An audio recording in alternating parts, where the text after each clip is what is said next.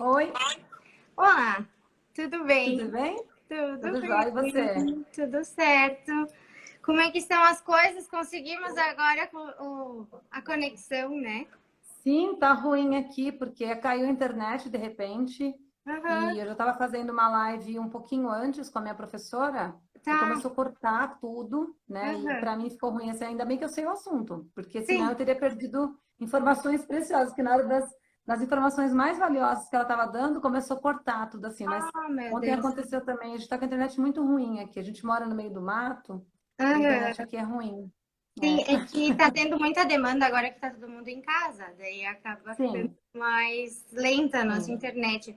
E o Nicolas, por onde anda? Nicolas tá vindo já. Nicolas lindão. Tá. Ó, tá vindo, ele tá se arrumando porque ele é vaidoso, tá? Ah, então tá bom. Eu ia te dizer que hoje, assim, a ideia seria a gente começar conversando com o Nicolas, porque eu sei que ele fica mais impaciente, né? Mas se Exato. ele não vai, se ele não tá pronto agora, a gente pode começar contigo. Oi, Oi, tudo Nicolas, tudo bem? bom? Pergunta o nome dela pra ela. Qual Tudo que é o seu bem? nome? Meu, Cíntia? Muito prazer, Cíntia. Prazer, prazer. Então vamos conversar um pouquinho hoje. Que bom que tem bastante gente nos vendo, que hoje é um dia um pouco incomum de fazer lives, mas como a gente está quase que todos os dias preso em casa, no fim não muda mais se é domingo, se é segunda, né? Tá todo mundo É, tendo nós que estamos ficar domingo. mais em casa. Você é do Então, sul, Cíntia? oi? Você é do sul? Sim, É, o somos. sotaque Ah, dele. que É. Ele legal. adora o sotaque do sul também. Aliás, o Nicolas, ele adora É sotaques. É verdade. A pessoa, mesmo? não importa Gosto se de ela é sotaques. do Iapoca ou Chuí, ele É, ama sotaque. Ele escuta sotaque, ele fala, acho que é do norte, acho que é do nordeste, acho que é Ah, é do sul, acho que é verdade. do Acho que é que do sul. centro-oeste. legal. Aham, Ele adora sotaque. Sotaque estrangeiro também, ele gosta. Ele É ama mesmo. sotaques. é É. verdade. Qual Então, estado do sul você é?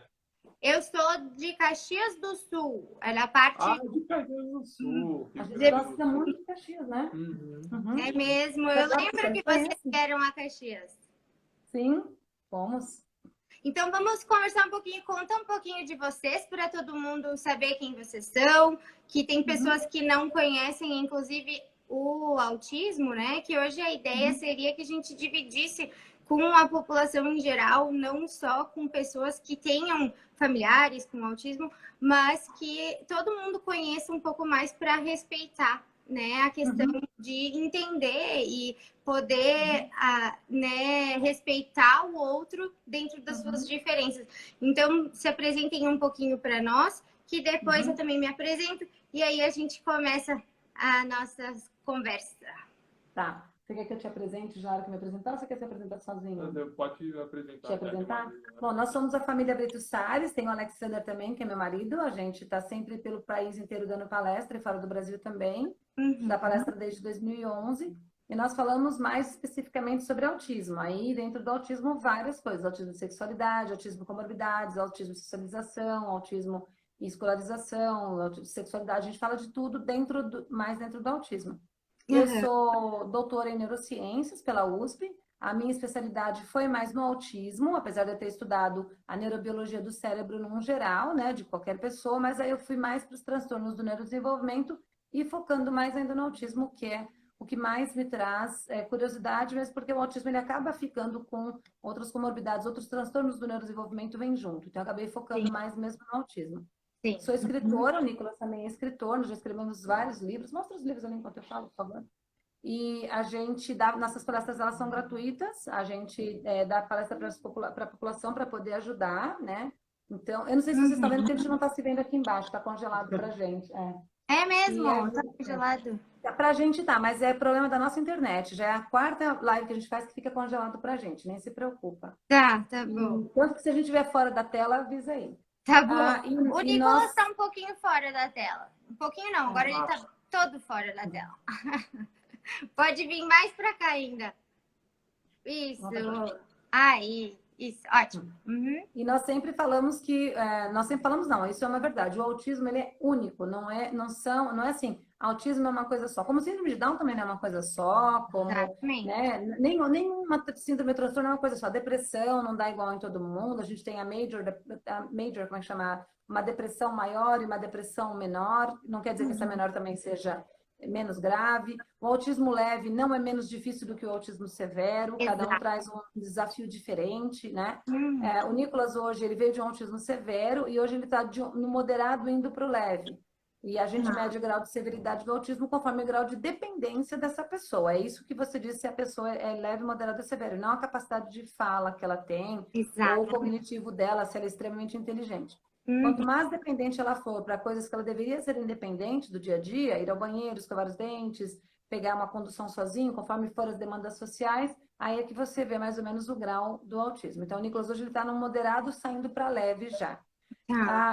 Então, não confundir o Nicolas autista com o autismo. O autismo é um espectro, é muito amplo. A gente faz até postagens essa semana sobre isso. O Nicolas falou, eu não sou o autismo, mãe, eu sou um autista. Então, vamos escrever sobre isso. Porque as pessoas falam assim, meu filho vai ser assim, eu quero não sei o quê. É legal esse tipo de projeção, mas a gente tem que entender que cada autista é único. Então, num geralzão, é isso. Sim, que na verdade a questão do autismo, ela hoje em dia, a gente tem mais um conhecimento que é muito estereotipado, né? Uma coisa muito metafórica nossa, que todo mundo imagina que o autista é aquele que está dentro de si mesmo, que não interage, que não conversa. Então, às vezes, quando a gente diz, nossa, essa criança tem traços de autismo, as pessoas dizem, não, imagina, ele fala, imagina, ele faz isso, ele faz aquilo, as pessoas não entendem como agora tem essa questão do espectro, que a gente vê o quanto as crianças têm um desenvolvimento diferente, mesmo tendo mesmos déficits, mas em graus diferentes, né? Então, os graus que nos demonstram esse espectro, e é por isso que a gente nem sempre vê, nossa, essa criança não parece autista, eles dizem muito, mas não parece. E, na verdade, é um estigma que a gente tem. E por isso que hoje eu gostaria de conversar com vocês sobre isso, sobre essa questão bem específica de os níveis e o quanto a gente pode estimular e o quanto a gente precisa ter esse conhecimento para poder respeitar, porque muitas vezes as pessoas não sabem nem como lidar com uma pessoa com autismo, sendo que, na verdade, a gente não precisa saber lidar, e sim respeitar, né? Que é o mínimo que a gente espera. Então, na questão do Nicolas, assim, eu queria começar perguntando algumas coisas que me mandaram já ontem, e que eu sei que o Nicolas fica meio cansado rápido, então eu queria começar contigo rapidinho, tá? Então, me conta um pouco sobre quando que foi que te contaram que tu era autista, qual foi a idade que tu tinha, se tu entendeu o que era o autismo e como que tu se sentiu. Se tu tiver dificuldade de entender as perguntas, porque às vezes a gente faz perguntas muito compridas, né? Que eu sei que é difícil. Então, eu vou fazer uma pergunta, dou uma pausa, aí tu registra, depois eu faço mais uma pergunta, tá? Tá bom. Fica mais fácil, né? Sim, fica bem mais fácil, obrigado. Eu tenho um pouco de dificuldade de interpretação, né? Tá. Bom, então, quando eu era pequeno, eu acho que eu tinha uns 6 anos, uns 5, 6 anos mais ou menos. A minha mãe, ela não me contou exatamente que eu tinha um autismo. Ela disse que eu era um ser humano especial e ela sempre me contava uma história chamada A Lenda do Anjo Chamado Nicolas. E para resumir, era uma história de que tinha uma reunião com vários anjinhos com Deus e ela disse que Deus falava para mim, filho, você vai nascer no dia 26 de fevereiro de 1999 e vai fazer a vida de um casal muito feliz. Pode ir, meu filho. Foi basicamente isso. É mesmo. Eu contava até essa história, tá na internet, tá? Quem quiser chamar A Lenda do Anjo Nicolas. Ai, que lindo! Muito legal isso, porque é uma dúvida que muitas mães têm, porque eu atendo bastante pessoas com deficiência e o meu foco é autismo, síndrome de Down e qualquer alteração do desenvolvimento, né? Então, eu tenho autismo, pacientes, crianças com autismo de vários níveis, e as famílias também têm essa dúvida do como é que a gente conta ou como é que se explica, né? Porque as crianças que têm um entendimento maior, elas querem entender, querem saber por que que para eles é mais difícil fazer algumas coisas do que para as outras crianças. Então, vamos saber dessa dica da história, que eu acho que vai ajudar muitas famílias, né, com relação a... Eu tenho até, quando eu trabalhava até pouco tempo com escola, né? Eu ficava dentro da sala de aula, agora não dá mais, mas durante 30 anos, fui professora de sala de aula. E eu tinha alunos também que você via que visivelmente tinha algum transtorno do neurodesenvolvimento, geralmente autismo leve ou autismo moderado, e não era visto pelos pais, não era aceito, era aquela coisa de a psicóloga falou que é assim mesmo, né? E acabava passando batido. Uhum. Então eu chamava a família para poder tentar fazer uma conscientização, não dava. Então eu dizia para a sala assim: olha, hoje a gente vai falar sobre as nossas, o que que a gente tem de igual, o que que a gente tem de diferente, para todo mundo se notar que a gente tem diferenças. Aí eu falava, gente, eu sou péssima em tal coisa, não consigo. Aí eu falava, nossa, alguém aqui consegue fazer isso? Então, por exemplo, era costurar, eu sou péssima em costura. Nossa, colocar a agulha, a linha na agulha, eu nem enxergo. Vocês ainda são crianças, mas vocês conseguem costurar uma roupa, fazer essa roupa? Alguém aqui consegue? Aí, não, as criancinhas não. Pois é, cada um sabe uma coisa, né? Olha que legal. A pessoa que sabe fazer essa roupa dificilmente vai falar inglês que nem a teacher. A teacher sabe falar inglês, né?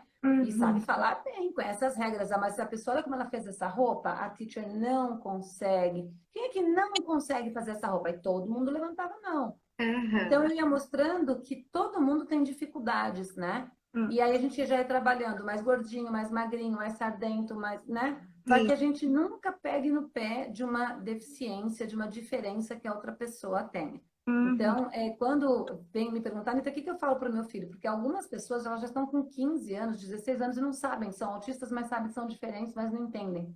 Exato. Então, eu falo assim, ó, eu começaria a conversa dizendo assim, nossa, filha, eu tô tão feliz de ter você, eu te amo tanto, valorizando. Que bom Isso. que você é meu filho, eu não escolheria outro filho. Se eu tivesse uma loja de comprar criança, eu teria comprado você. Se eu tivesse que comprar hoje, eu teria comprado assim. Se eu tivesse que escolher lá no céu qual eu quero, assim. Nossa, às vezes, você sente que tem algumas dificuldades? Ah, mãe, eu sinto. Você acredita quando eu era mais nova também eu sentia assim? Mas isso é normal, né? Tem pessoas, eu já entraria no assunto assim, confortando a pessoa para levá-la até o assunto de dizer, né? Com meu pai, por exemplo, para a gente convencer meu pai de que ele teria que buscar um diagnóstico, foi muito difícil. Porque meu pai, é difícil falar assim, meu pai tem 78 anos agora, com 72 ele recebeu o diagnóstico. A gente já sabia que ele tinha autismo desde os 68, eu acho. Eu levei 4 anos tentando convencer meu pai até que o Nicolas conseguiu convencer. Eu falei, fala pro vovô que se Ah, ele pegar o laudo dele, vai ficar mais fácil para a mamãe fazer uns estudos e comprovar essa herdabilidade que tem, que poucas pessoas ainda estão falando. Aí o uhum. Nicolas foi e falou: vovô, você me ama, amo muito. Então, posso te pedir um favor? Vamos lá na médica, porque se você for autista, não vai ter problema. Então, para Sim. mim convencer meu pai foi difícil. E aí, hoje em dia, ele fica assim: se você falar para ele, seu Arnaldo, como que é ser autista? Ele fala: não sei, minha mãe. Ele não olha para você, Uhum. aí ele fica: ah, não sei. Não, mas fala pra gente, o senhor já tá, né? O senhor já é avô, o senhor casou, como que ele fala? Não, minha filha que fala que sou autista, eu não sei não. E fica assim, mas ele não Ele não e tem a faz, consciência. E também não, ele porque as não, pessoas mais velhas têm mais dificuldade, né? Ele já é normal a pessoa mais velha ser inflexível. Então, é, tendo um a gente diagnóstico vê, de a gente vê o autismo é trabalho que vocês mais estão dando para comum. segurar em casa no Covid-19 aí, né? Velhinho fugindo até pela fechadura. Sim. Mas vamos lá que eu não quero te cortar, faz as outras perguntas. Não tem problema, é que tem muitas coisas para conversar, né? E a gente vai conversando e vai Vai puxando batendo uma coisa papo. na outra. Nicolas, e tu, quando a tua mãe te contou essa história da tua, né, do anjinho e tal, tu sentiu, o que que tu sentiu com relação a isso? Tu entendeu? Tu entende o que é o autismo? Isso faz tu se sentir bem? Isso faz tu se sentir mal? Como é que tu se sente com relação a isso? Eu aceitei o meu autismo tranquilo, tanto que hoje em dia eu tenho muito orgulho e eu falo para as pessoas que eu não tenho a menor vergonha de ser autista. Que bom, que bom. E tu sente hoje em dia mais perguntas que as pessoas vão me mandando, tá? Elas queriam saber se tu sente que na tua profissão o autismo, os sintomas do autismo te atrapalham ou te ajudam na tua profissão.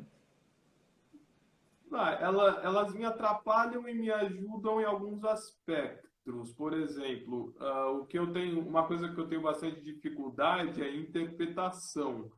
E às vezes a interpretação ela me atrapalha ao escrever os livros, ao falar durante a palestra de vez em quando, como que eu vou escrever os slides e as minhas histórias e assim por diante. E como fotógrafo? Como fotógrafo, nem tanto. É um pouco mais de habilidade do que coordenação motora. Então, mas na fotografia, por exemplo, você acha que você faz você ser autista e ter um olhar mais focado, uma disciplina, você acha que você é um fotógrafo melhor por isso ou não tem nada a ver? Você já seria um fotógrafo bom mesmo se você fosse neurotípico? Não tem nada a ver. Eu acho que para mim eu já seria um bom fotógrafo se eu fosse também neurotípico. E você acha que o fato de você ser autista te atrapalha para poder fazer, por exemplo, cobrir uma festa de casamento, uma festa de formatura? Não, isso sim, é verdade. Por que isso atrapalha? Porque é muita informação e muito barulho e muita gente, eu não gosto. Então, é porque a gente foi vendo dentro da fotografia como seria melhor ele trabalhar. E na escrita também. Então, por exemplo, eu fui falando para ele, escreve um livro sobre um livro infantil, tal. Ele levou séculos para amadurecer a ideia, séculos mesmo. Até que um dia ele teve a ideia de uma historinha. Então, mas como ele vai escrever se ele tem dificuldade de interpretação? Ele escreveu, trouxe a história para mim, a gente sentou e foi arrumando a história.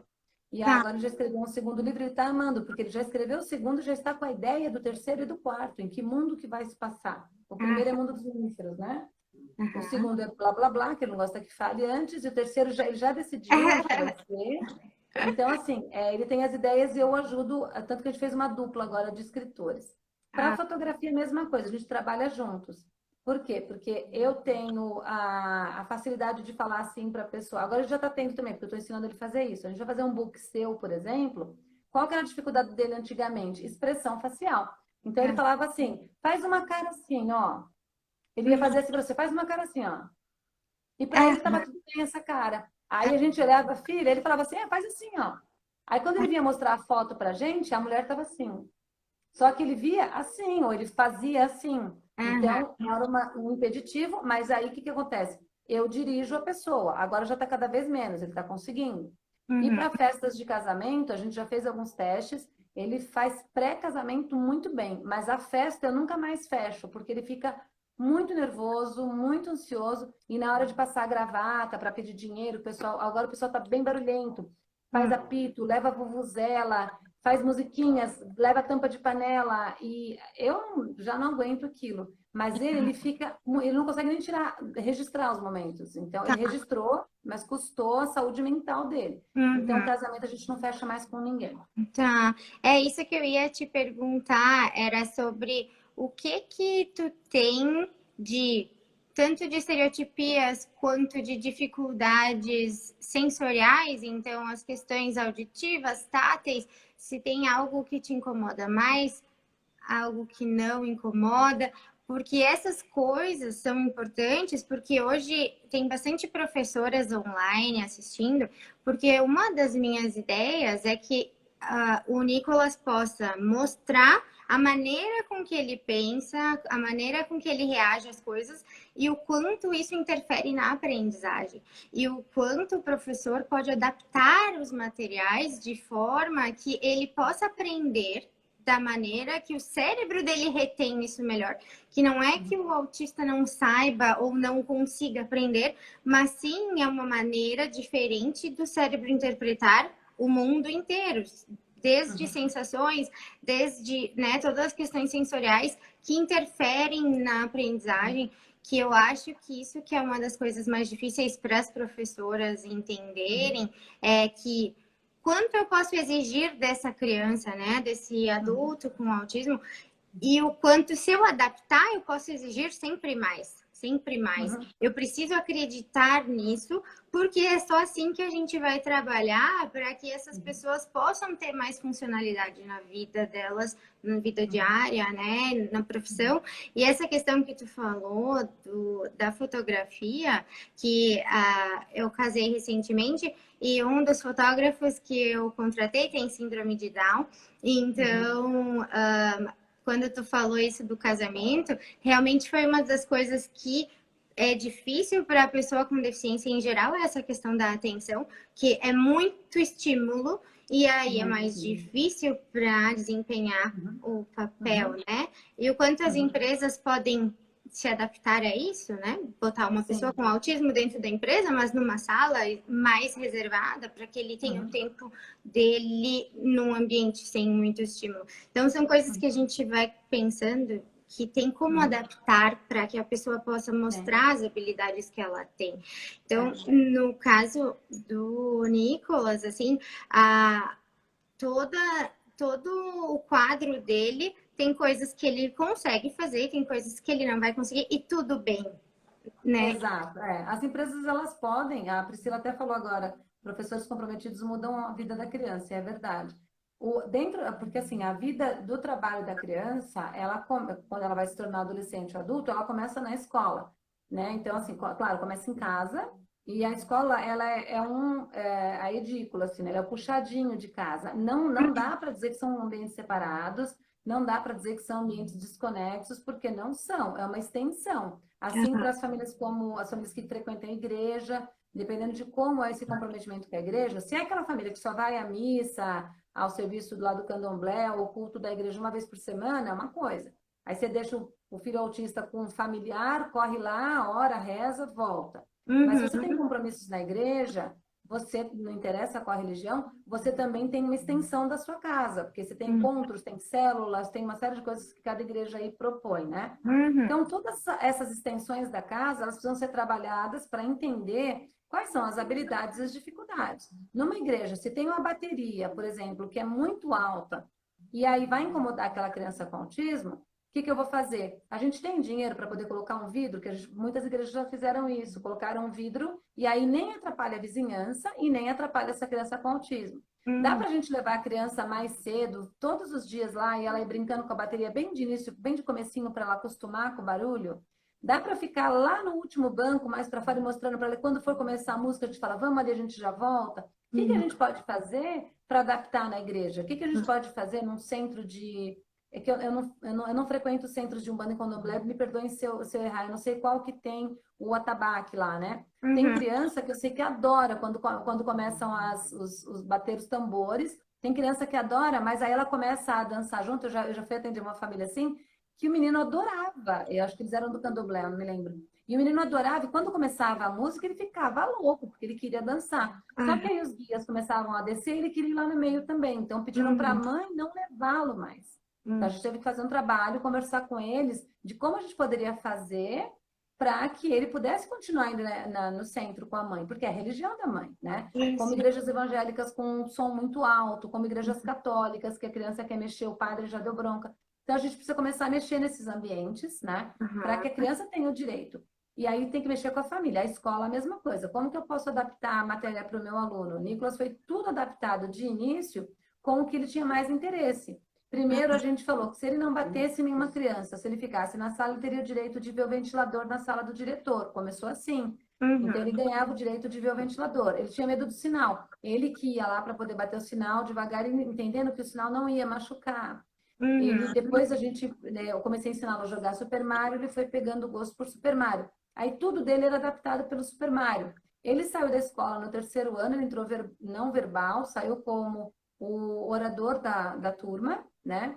Ele vocalizava coisas, era muita ecolalia, mas aí depois ele demorou para conseguir uma fala realmente funcional. Saiu como orador da turma e muita coisa ele aprendeu, mas muita coisa ele não aprendeu. Como se eu perguntar aqui para vocês um monte de coisas, vocês não vão mais lembrar. Contas de física, de química, processos de biologia que nós aprendemos, o que é uma oração adversativa, o que é a diferença de tom, hiato, encontro consonantal, dígrafo. Então, tem um monte de coisa que a gente deixou lá atrás, né? O Nicolas também deixou um monte de coisa lá atrás. E para finalizar, o mercado de trabalho é a mesma coisa. Se o Nicolas fosse trabalhar hoje numa empresa de fotografia, por exemplo, O Nicolas, ele é muito bom para fazer book, apesar dessa questão de expressão facial, que ele já aprendeu bastante, né? Ele é muito bom para fazer pré-casamento. Os pré-casamentos dele ficam lindos e ele é apaixonado porque ele gosta de ver casais. Ele tem é legal porque eu e meu marido a gente se dá muito bem. Então, o sonho do Nicolas é se casar e ter uma família linda, porque é o exemplo que ele tem dentro de casa. A gente se respeita muito, a gente é muito engraçado, o jeito que a gente briga é engraçado, que a gente briga ali na hora. Ah, Alex, cala a boca, ele fala, amor, o que você tá falando? Não sei o que, você sabe que eu tô certa. E aí acabou a briga. Entendeu? Então, ele vê a dinâmica do... Eu falo alguma coisa, Alex, ele fala, quando você chegar lá no céu, Deus vai te cobrar isso. Aí o Nicolas já começa a dar risadas. Então, assim, ele vê a harmonia da família, ele quer se casar e ter uma família linda. Então, ele faz pré-casamento muito bom. Só que ele não consegue fazer a festa. Então, dá para adaptar, né? No resumão é isso. Claro. Tudo dá para adaptar. Dele, né? Então, as minhas estereotipias, elas são basicamente como a maioria dos autistas que fazem, aquelas mais comuns, né? Balançar os dedos, os braços, correr, pular. Não, pular não. Hoje em dia eu não pulo mais tanto assim, porque eu já quebrei o pé 2 vezes. Meu Deus! Pulando de estereotipia. Pulava forte, então. Deixa as nossas estereotipias, a gente precisa de estereotipia. A gente tem que tomar cuidado o que é estereotipia e o que é transtorno no movimento estereotipado. E quando é estereotipia, ela tira a saúde da criança. Então, você ficar quebrando o pé, tirando raio-x, engessar, uma hora fazer uma cirurgia, não é interessante. Então, a gente tem que cuidar dessas coisas, né? A estereotipia que tu fala é mais motora, mas também tem questões de ecolalia que seria uma estereotipia mais verbal, Nicolas. Nicolas? A questão das suas ecolalias, porque a estereotipia está dentro dos comportamentos repetitivos. Então, o fato de você ficar fazendo assim, pulando, é um tipo de estereotipia motora. E tem as estereotipias verbais, são aquelas que você fazendo ecolalia, ou mitigada, ou imediata, ou tardia. Tu repete uma coisa quando... E assim, a questão que eu queria entender também, até para os pais que estiverem assistindo e para os professores, é que essa estereotipia é algo que tu não controla, que vem como uma forma de proteção, tu se sente mais seguro, diminui tua ansiedade. Por que que tu faz a estereotipia e o quanto isso é importante para ti naquele momento?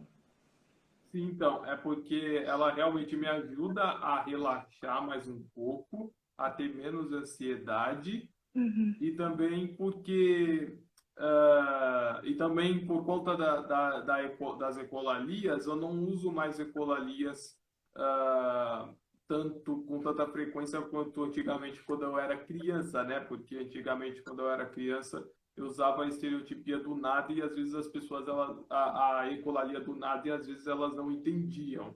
E hoje em dia eu uso mais ecolalia funcional. Eu pego mitigado, que é quando eu vejo na televisão ou algum youtuber falando, aí eu falo aquela fala em cima exatamente daquele youtuber que eu gosto falando. E geralmente também substitui. Se o youtuber fala, dá aquele exemplo do... um exemplo qualquer aí que você acha mais fácil. Por exemplo, quando eu vejo um youtuber falando sobre bomba, falando assim, ó, vocês devem achar que é muito simples um jogo de desarmar bomba, é só tão... Não, é muito difícil. Eu falo, vocês devem achar que fotografia é muito simples, é só pegar a câmera e... Não, é muito difícil. Ele faz muito isso, hoje em dia ele adapta. E quando ele fala alguma coisa, eu falo, oi, Ecolalia, tudo bem? Ele fala, oi. Eu falo, senti aí que esse não é o Nicolas. Quem que incorporou aí? Ele fala, é o Selbit. Ele vai falando o nome dos youtubers que ele costuma seguir. Entendi. Então, a ecolalia, na verdade, tu fazia mais... Que, na verdade, a ecolalia é um tipo de estereotipia que não é motor e sim verbal, mas que tu fazia muito mais antes, quando tu era menor, porque tua comunicação não era tão boa quanto hoje. Então, não era nada boa. Não era nada boa. Isso que eu queria saber também, eu como fonoaudióloga... Como profissional, eu estou sempre delicada. Obrigada, parabéns. Mas ele não tinha interesse em conversar, e aí quando ele vinha, ele jogava uma ecolalia. Quando a gente insistia em alguma coisa, ele falava um pedaço de um desenho que não tinha nada a ver. Então, era bem complicado. E era algo que tu queria falar outra coisa, Nicolas? Tu queria falar outra coisa, mas vinha uma frase que já estava na tua mente, assim, como é que era isso? Vinha sem querer. Não, na verdade eu não queria falar nada. Vinha Tá. sem querer mesmo. Quando eu pensava naquele assunto que eu gostava, no desenho, no filme e assim Era por uma diante. espécie de fuga de quando alguém estava tentando conversar com ele, porque ele nunca gostou de se relacionar com pessoas. Tanto que o isolamento social, hoje nós fizemos uma live sobre isolamento social e Covid-19. Cada semana a gente está fazendo um assunto diferente, eu e ele. A gente vai colocar no YouTube e hoje quem quiser ver tá lá. E com ele as lives são rapidinhas, a gente faz meia hora, assim. Para a gente, o isolamento, esquece toda a desgraça que está acontecendo, as mortes, tudo que a gente tem muita empatia por isso, a gente tem tentado movimentar coisas como nós podemos, mas esquece essa parte ruim. A parte do isolamento para a gente está sendo fantástica, exceto o financeiro. Mas em relação a estar isolado, sem ter que beijar e abraçar, ir para a rua, falar com as pessoas, tá fantástico. Eu, por mim, eu viveria assim o resto da minha vida, e o Nicolas também. É Mas ele mesmo? falou que hoje ele falou que ele acha que aguenta até maio, ele acha que ele vai aguentar de boa. Eu acho que ele aguenta mais, mas É mais ainda. eu Tu acho que ele não aguenta sente falta de sair de casa? Falta, mais. Eu menor falta. detesto. É Também, porque é mesmo? muito caseiro. E a gente está em casa desde o dia 11 de março. Vai fazer um mês já. Porque a Vai gente não fazer põe um o pé para mês. fora, a gente não sabe o que é lá fora. Quer dizer, a gente sai de dentro da casa. A gente anda em volta da casa, a gente pega. A gente fez uma hortinha para a gente, então a gente cuida das plantas, quando, né? Cata o lixo, então a gente sai de dentro da porta de casa, mas portão, rua, não sei nem que cor que é o asfalto, se tem ainda asfalto, se uma bomba atômica caiu, não tenho ideia como está o mundo lá fora. Meu Deus do céu! Eu ia Nem perguntar sobre isso, se está sendo muito difícil para o Nicolas com relação à rotina. Mas para ti tá melhor assim. Então, a rotina dele, porque a gente fez com que a gente quebrasse as rotinas dele, que ele acostumasse que as coisas mudam. A gente vem trabalhando isso daí com ele desde pequenininho, porque uma das coisas que eu lia no autismo era que eles eram muito apegados à rotina. E aí eu via casos de autistas que ficavam agressivos quando mudava a rotina, e a gente começou a perceber isso nele, do Alexander errar a rua e ele querer bater no Alex dentro do carro pequeno. Da gente estar, ele sempre memorizava onde estava o carro. E é engraçado que assim, a gente parava o carro num shopping. É a primeira vez que a gente foi naquele shopping em Campinas, era o maior shopping da América Latina, ou não sei se ainda é. A primeira vez que a gente passou lá, falei, filho, a gente tem que comprar um presente e sair correndo. Só guarda o lugar que está o carro. Ele andava de cabeça baixa que nem um touro e ele sabia voltar para o carro. Né? Então, ele sempre teve um GPS, a gente fala que ele é filhote de Anitta com passarinho, porque ele tem Olha só! o GPS interno dele, ele tem coisa com passarinho. É Ah, muito incrível. Então, ele sempre foi muito metódico, a gente foi quebrando isso dele. E aí, antes de entrar agora na quarentena total, como eu já estou lá na USP, a gente já estava estudando, a gente já estava sabendo o que estava acontecendo na China, quando começou a sair o caso, o pessoal lá da USP, a gente trabalha com o pessoal no Instituto Pasteur, que alguns são especializados em tipos de coronavírus, que coronavírus é uma família, né? São especializados em coronavírus. Então, a gente já fez reunião, a gente já começou a pensar como seriam as coisas. Eu fiz as minhas próprias projeções, né? E falei para o Alexander, ó, melhor a gente fazer a compra do mês e não por semana, como a gente está fazendo, né? E é melhor a gente se preparar, que acho que vão começar a cancelar evento. Aí ele falou, meu, nunca, não sei o que e tal. Falei, você se prepara, porque o negócio que está vindo aí começou a piorar, piorar, piorar. Falei para o Alex, pelo amor de Deus, só faz a compra do mês, não, o que a gente fazia por semana, só faz a compra do mês. Ele fez, e aí depois de 2 semanas que ele fez a compra do mês, aí começaram a cancelar todos os nossos eventos. Então, financeiramente para a gente, acabou com a nossa vida. Mas, em relação a gente estar isolado, para a gente está melhor dos mundos. Tu se sente mais seguro, Nicolas? Tu se sente mais tranquilo com essa questão de estar dentro de casa, de não ter que passar por situações sociais? Isso te traz tranquilidade. Graças a Deus. Tá. Ainda bem. Sim.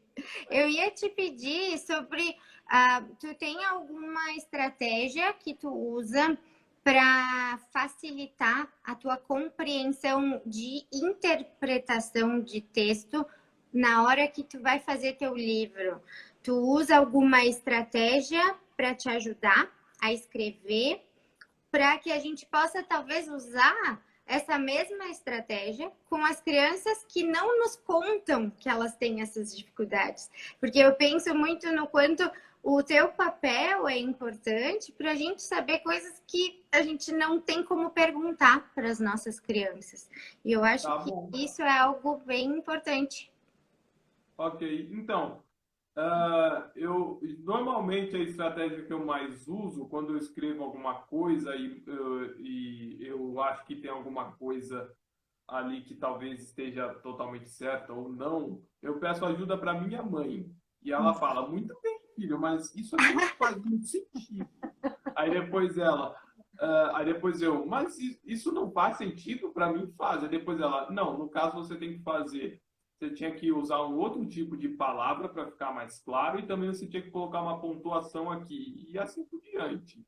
Então, na verdade, ele recorre a mim, porque a minha primeira formação... Acende a luz pra gente, por favor. Perfeito. A minha formação, na verdade, ela é em letras e literatura, né? Então, eu fui para neurociência para o doutorado, mas até o meu mestrado é em literatura e dialogismo e tal. Então, a minha formação é letras. Eu sempre quis ser escritora. Então, a primeira vez que eu fui escrever um livro, primeiro eu escrevi um blog para eu colocar as ideias lá, e aí depois eu pegar e montar o livro. Foi uma estratégia que eu usei. E hoje em dia eu faço assim, eu vou escrever um livro, então eu penso assim, bom, sobre o que eu vou escrever? Eu vou escrever sobre o uso de óculos. Então eu começo a pesquisar algumas coisas, dou uma introdução, então eu monto conforme eu acho que vai ser melhor para o leitor. Eu sempre penso muito no leitor, eu nunca escrevo para mim, eu escrevo para quem vai ler. Como que eu posso facilitar para você? Então, quando ele vem, eu só falo para ele assim, filho, agora ele quer muito escrever, todo ano ele quer lançar um livro. Então, a gente conseguiu plantar a sementinha nele, mas demorou. Então, ele vai lá, ele faz a história, e aí ele vem com a história escrita. A mesma coisa, ele é colunista da revista Autismo. Ele escreve a coluna, e aí ele vem, a gente sempre escreve no Google Drive, porque aí ele escreve e já me coloca ali no coisa. E eu não mexo em nada do que ele fez, porque eu quero que eu entenda o Nicolas, porque ele é meu filho, então eu sei o que ele quis dizer, mas aí eu falo assim, o que você disse aqui? Aí ele, pá. Eu falo, nossa, parabéns, ele, obrigado. Eu falei, só que as pessoas não vão entender. Ele, puxa, mas os neurotípicos não conseguem. Eu falo, não, filho, O problema somos nós, neurotípicos. A gente que não entende.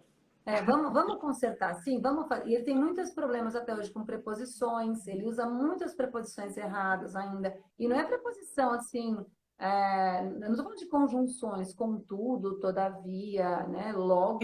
Não, eu estou falando de preposições do tipo, eu fui com ele, vou dar um exemplo besta, ele não fala mais isso, mas ele fala, eu fui dele, ele troca o de pelo com. E acaba afetando muito o sentido da sentença. Então, aí eu vou aproveitando as correções para ensiná-lo. Por exemplo, Nicolas, deixa eu ver se você já aprendeu isso. Veja se tem vírgula ou não tem vírgula. Ontem à noite, fui ao mercado. Tem vírgula? Tem. Onde? Ontem à noite, vírgula, fui ao mercado. Por que tem vírgula? Porque você para por um momento. O que eu fui ensinando para ele é que quando tem um advérbio, hoje, vírgula. Então, quando você tem um advérbio, Anitta, vírgula, porque é um vocativo. Então, eu fiz um livro agora com personagens. Mas fulano, aí eu falava, vírgula. Então, quando ele veio o livro para mim, ele já veio muito bem escrito. Você entendeu? Em relação à virgulação, pontuação. Mas algumas coisas ele ainda precisa de bastante ajuda, principalmente na retórica dele. Então, tu nota que ele está o tempo inteiro aprendendo e que ele tem condições de sempre aprender mais. Sim, a gente não para aqui em casa. É que como a gente está fazendo muita live, às vezes eu acho que eu estou me sendo redundante, mas ainda não falei contigo, né? Sim. Aqui a gente trabalha com o Nicolas todos os dias, sem pular nenhum dia, a compreensão verbal dele, a compreensão de fala, relação social e os probleminhas motores que também ele tem. Então, pedindo um favor para ele, falar assim, você bem que você podia me ajudar aqui. Nossa, se não fosse você, com muito elogio, muito estímulo, para que ele vá mexendo. Ele é todo hipotônico, ele tem coordenação motora fina e grossa comprometidas. Então, a hipotonia dele não é severa, graças a Deus, é uma hipotonia totalmente trabalhável, mas ele é todo molenguinho, ele não tem massa muscular. Então, a gente vai fazendo coisas com que ele evolua, até como mãe, né? Mostra aí. O seu muquizinho aí, cadê? Como é que tá? Deixa eu ver. Vê se dá para mostrar. Dá para ver, ó? Ó. Nossa, tu tá fazendo Viu? bastante exercício, hein? Sim. É pondo roupa no varal e tirando, é ajudando a varrer, é pegando o saco de lixo, é ajudando a limpar a sala de jantar. E tudo assim, ó, Nicolás, sala de jantar, limpa, vai, que eu não quero. Não é assim, é assim. Nossa, vamos fazer um bolo? Você me ajuda aqui? Filho, eu já lavei a roupa, a mamãe está cansada, agora eu preciso estudar. Você pode estender, por favor? Todos os dias é com muita educação, para entender que a gente é uma comunidade aqui dentro Exato. e um é empregado do outro. Muito A legal. gente se ajuda. Muito legal isso. E quanto tempo faz? Assim, tu estudou na escola desde o 3º ano, tu disse? O Que ele Nicolas? começou no 3º ano do ensino fundamental na escola ou ele ia na escolinha desde sempre? Não, sempre foi nesse caminho. Ele teve que parar uma época no maternal, porque ele teve uma doença chamada púrpura de Enoch-Schlein, quase morreu, mas ele frequentou a escola todos os anos. Ele começou a falar no ensino médio, desculpa, falar não. Ele começou a sair no recreio, no intervalo, só no 2º semestre do 9º ano do ensino fundamental, 2. Ele não saía no intervalo de jeito nenhum, a sociabilização dele era péssima, mas a gente estimulava todos os dias, os alunos ajudavam. Vamos hoje lá com a gente? Ele falava, não, obrigado. Ele sempre foi muito simpático, mas nada social. Só que os alunos ajudaram muito a insistir, a conversar, todos os dias, toda semana, até que em agosto, no 2º semestre já do 9º ano, ele resolveu que ele ia sair, aí deram uma força, fizeram uma festa para ele, ele começou a sair todos os dias no intervalo. Ah, que legal. Isso é a questão escolar que a gente briga, né, muito sobre a inclusão, o quanto isso é importante. E às vezes as pessoas acham que não tem todo esse valor porque a criança com deficiência tem dificuldade de aprender, então ela não vai aprender tudo e que é melhor estar só em escola específica, né, do diagnóstico da criança, mas o quanto a pessoa com deficiência ensina os colegas e o quanto os colegas estimulam, né? E isso é um aprendizado social, é um aprendizado de humanização para todo mundo, né? Eu sei que as pessoas são contra a inclusão escolar muito, porque realmente não está dando certo em muitos lugares. Realmente tem muita inclusão de fachada, realmente tem família que está sofrendo, mas tem vários lados dessa história. Tem muitos professores, sim, dando o melhor deles. Tem muitos professores, sim, tentando mudar. Tem muitos professores tentando entender como trabalhar, né? Esses dias eu fiz uma live com o Luciano, porque não existe nenhum estudo mostrando que o amor é capaz de mudar na inclusão escolar. Não basta você amar, você tem que ter técnica. E eu também acho que não basta você ter técnica, você tem que amar. Né? É uma via de mão dupla. Quanto mais a gente ama isso, mais eu vou me dedicar a isso. Então, um professor que tem que adaptar um material, pensando na maneira como essa criança, esse adolescente aprende, é uma pessoa que tem que ter uma sensibilidade maior para também confiar que essa pessoa tem capacidade de desenvolver e exige mais tempo do professor e que a gente só gasta o nosso tempo a mais se a gente ama. Então, é uma junção. E a criança sabe. Isso que eu queria ver com o Nicolas também, se na escola, tu se sentia as experiências boas que tu teve na escola e quais que foram ruins na escola. Se tu puder dar um resumo. Bom, o que eu tive de bom na escola foram as amizades que eu fiz, mais no ensino médio do que no ensino fundamental, mas também não deixou de ter no ensino fundamental. E também o que teve de ruim foram as lições mal interpretadas, foram mal adaptadas, né? Os intervalos. Porque o intervalo era muito... Porque o intervalo era muito caótico, né? Tinha muito barulho, muita gente, muita criança gritando. E isso te desconcentra, te deixa nervoso, esse barulho, né? Essa hipersensibilidade. Sim. E tinha alguma matéria no colégio que tu gostava mais? Ciências. Ciências e português. É Essa eram as mesmo? que eu mais gostava. Português. Mas português é mais no ensino fundamental do que no ensino médio. No ensino médio ficou muito chato porque tinham mais histórias desnecessárias que não precisava se saber ao invés de Precisava, mas na minha opinião, eu não tinha nenhum interesse, né? Isso que eu quero dizer. Tá. foi para literatura, né? Foi Que estudo, histórias que renascimento. que te dão História já não interesse? é interessante. Nada interessante, no caso. É mesmo? Que Aham. tipo de história te atrai, assim? O que te chamava a atenção? Era mais a questão das ciências por que exatamente, assim? O que tu gostava mais na ciência? Eu gostava muito de alimentação, sobre alimentação diferente, sobre ah, tipos de experiências. Vocês fizeram sal com peixe uma vez na sala de aula? Hã? Vocês fizeram experiência com peixe, né? A gente dissecou um peixe já, né? Sim. Uhum. Tu gosta dessas É, coisas, assim? gosto. Práticas. Eu gosto, é verdade. Para falar a verdade, eu sempre gostei mais de atividade prática do que teórica. Porque teórica é muita Anatomia? interpretação e atividade prática você pode já indo na raça com a habilidade. Sim. O que tu diria para professores em geral sobre a maneira que tu aprende, sobre a maneira que tu interage? Se tem alguma dica que tu pode passar para os professores sobre a maneira como uma pessoa com autismo pensa e aprende. Não que, né, tu vai ser igual a todas as outras crianças, mas que o teu aprendizado, a forma que teu cérebro aprende, pode ser muito parecido com o das outras pessoas com autismo.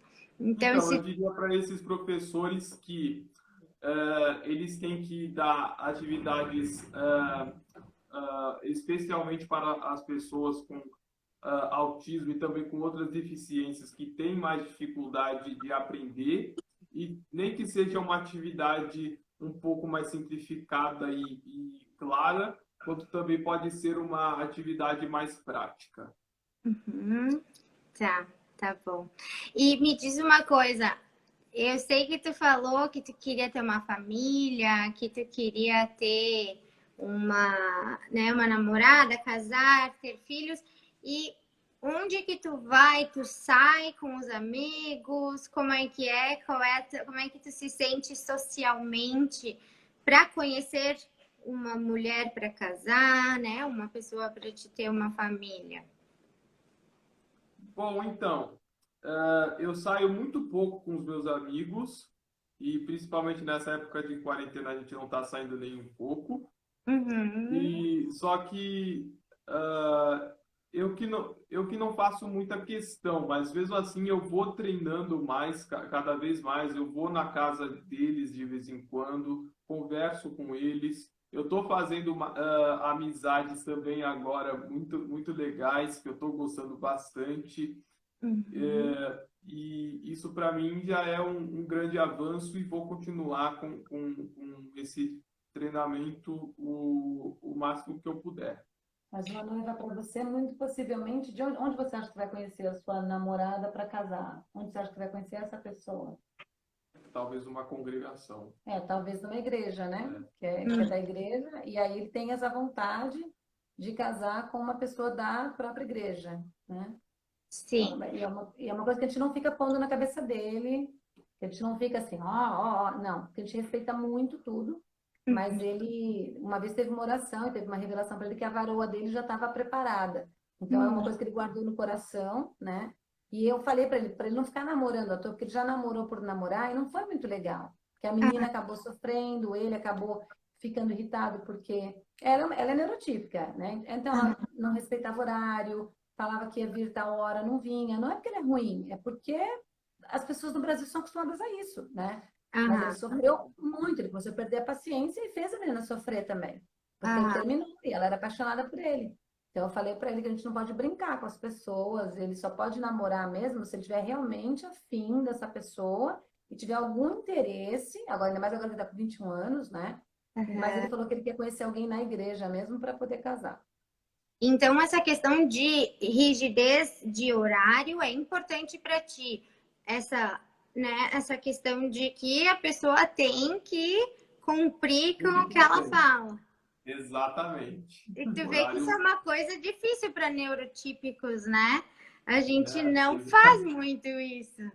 Neurotípicos, brasileiros e meninas. Na verdade, meninas, para resumir. Tu esperava ela se arrumar, daí demora mais do que ela disse que ia demorar.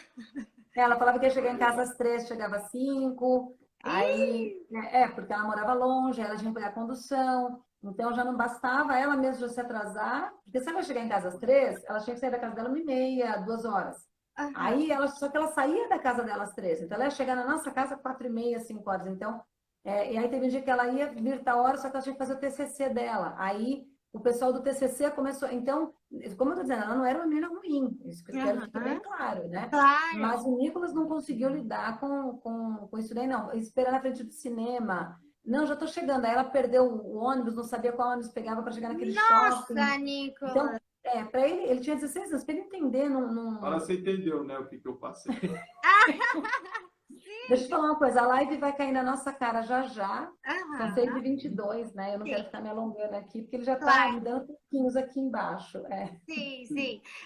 É difícil de parar de conversar com vocês, porque tem tantas coisas que a gente pode falar e pensar, mas é muito obrigada mesmo, assim, pela disponibilidade de vocês, por assim, a gente poder ajudar de alguma forma todo mundo que está em casa agora, que é bom a gente poder disseminar informações e que as escolas possam adaptar mais os materiais, pensando na pessoa que precisa de uma maneira diferente de aprender. Então, não é que ele não aprenda, e sim que ele só precisa de uma adaptação para que isso aconteça.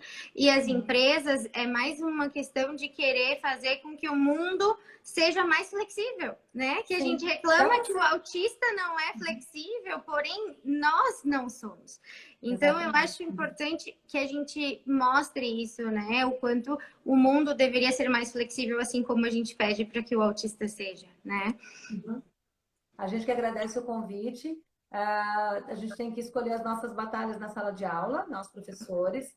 Então, ninguém vai aprender tudo, né? Não tem. Tem os superdotados que acabam aprendendo tudo, mas eles não usam tudo que eles aprenderam. Exato. Tem pessoas de alto funcionamento que aprendem tudo, mas elas não usam tudo que elas aprendem. Então, a gente tem que saber escolher as batalhas. As pessoas com autismo, muitas vêm com deficiência intelectual, outras com deficiência intelectual e transtorno de atenção e hiperatividade. Tem um monte de comorbidade aí para atrapalhar o jeito de aprendizagem, mas elas são capazes de aprender. E aí fala assim, com certeza.